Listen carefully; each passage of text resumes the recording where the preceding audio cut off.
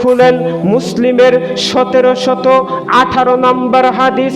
রাসূল যা করেননি, করার অনুমতি দেয়নি, ওই রকম একটা আমল এই আপনি যখন চালু করবেন ওইটা বিদআত হবে।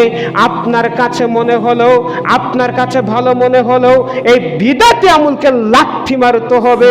এদেশের মাটিতে অনেক জায়গায় গাদ্দারি করে ফরজ সালাতের পরে সম্মিলিত মুনাজাত করা হয়, জানাজার সালাতের পরে সম্মিলিত মুনাজাত করা হয়, ইফতারের আগে সম্মিলিত মুনাজাত করা হয়, দাওয়াত খাওয়ার পরে সম্মিলিত মুনাজাত করা হয়, বিয়ের বৈঠকে সম্মিলিত মুনাজাত করা হয়। ওয়াল্লাহি আল্লাহর কসম করে বলছি তার একটা দলিল নাই, সব বিদআত। আপনি যদি বলেন যে আক্তার তুমি যে বিদআত বললে একটা দলিল দাও তো দেখি, আরে বেটা বিদআত মানে তো রাসূল করেনি, যেটা করেনি ওইটা হাদিসেও নাই, কোরআনেও নাই। যেহেতু তুমি করেছো, তোমার মুফতি করছে, তোমার হুজুর করছে, তোমার হুজুরের কাছ থেকে দলিল চাও।